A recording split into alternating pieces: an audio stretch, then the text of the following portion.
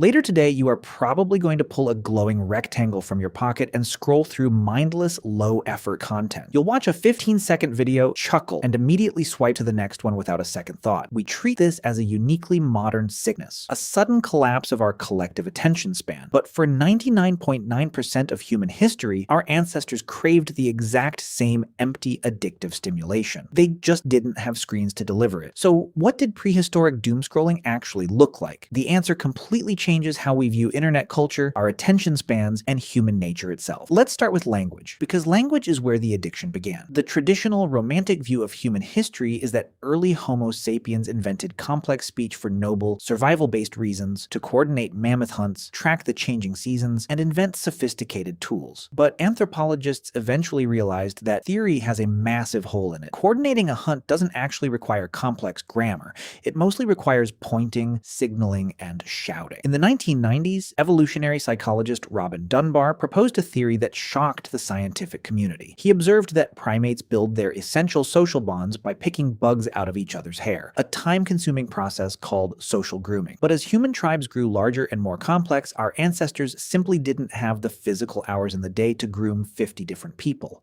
So they invented a biological shortcut. They invented gossip. When researchers analyze human conversations across different cultures, they find a staggering consistency. Roughly 65% of all human communication is entirely devoted to social topics. Who is sleeping with who made a fool of themselves, who is untrustworthy, who is rising in status. Language didn't primarily evolve so we could solve complex physics. It evolved so we could talk behind each other's backs. Gossip was the original social media feed. It was cheap, highly engaging, socially rewarding information that required zero physical effort to consume. But early humans didn't just invent the social feed, they also invented the binge watch. In 2014, anthropologist Polly Wiessner published a study analyzing the conversations of the Jew hoansi Bushmen, a group living a traditional hunter-gatherer lifestyle. She found a striking divide in how they used their attention. During the day, about 80% of their conversations were purely practical, focusing on work, complaints, and logistics. But the moment the sun went down and the campfire was lit, everything changed. At night, 81% of conversations shifted entirely to stories, myths, and jokes that made the whole camp laugh. The campfire was the original theater. It wasn't an educational seminar, it was an entertainment hub. After a brutal day of survival, early humans didn't want to optimize their workflow. They wanted to sit in a circle, exert absolutely zero physical energy, and be thoroughly entertained by tales of distant adventure. They were collectively binging content. But keeping an exhausted tribe engaged required more than just standard storytelling. It required an ancient form of clickbait. If you look at the oldest surviving oral traditions and mythologies, they are rarely composed of practical, mundane realities. They featured giant monsters, scandalous betrayals, miraculous events, and grotesque violence. Why? Because anthropologists have noted that stories featuring highly emotional, shocking, or bizarre elements are far more likely to be remembered and repeated. Early humans naturally gravitated toward shock value. An exaggerated, terrifying story about a predator hijacked the tribe's attention far better than a dry, accurate description of an animal. This craving for stimulation extended beyond stories into physical behavior. The same mirror neurons that allowed early humans to learn how to nap flint also allowed them to copy each other's humor. A prehistoric hunter doing a funny physical impression or performing an exaggerated victory dance was quickly mimicked by the rest of the tribe. It was the ancient equivalent of a viral internet trend, a purely social performance designed to generate dopamine, secure status, and relieve boredom. To understand why we have always been so helpless against this kind of cheap, thrilling stimulation, we have to look inside the brain itself. You were fundamentally designed to be distracted. In neuroscience, there is a concept known as reward prediction error. When you encounter something novel, surprising, or mildly shocking, your brain releases a spike of dopamine. This isn't a glitch, it is an ancient, highly tuned survival mechanism. For a hunter-gatherer, noticing a sudden movement in the grass, a strange sound in the distance, or a flash of bright color meant the difference between finding a meal and becoming one. Your brain is a novelty-seeking engine. It is desperately, relentlessly hungry for new data. For 300,000 years, this intense desire to seek out the strange, the funny, and the dramatic kept our species alive. It forced us to explore, to socialize, to listen to the campfire myth, and to map our environments. So what changed? If the impulse to consume mindless entertainment is ancient, why does modern life feel so uniquely exhausting? For 99.9% of human history, satisfying the brain's craving for novelty required immense physical effort. You had to walk across the camp to hear the latest gossip. You had to wait for the sun to go down to hear the binge-worthy stories. The physical world naturally imposed limits on how much stimulation you could possibly consume in a single day. In the last 15 years, we did something terrifying. terrifying. We completely removed the friction. The algorithms that power short-form video feeds did not invent a new human behavior. They didn't rewrite your psychology. They simply stripped away the walking, the waiting, and the physical constraints.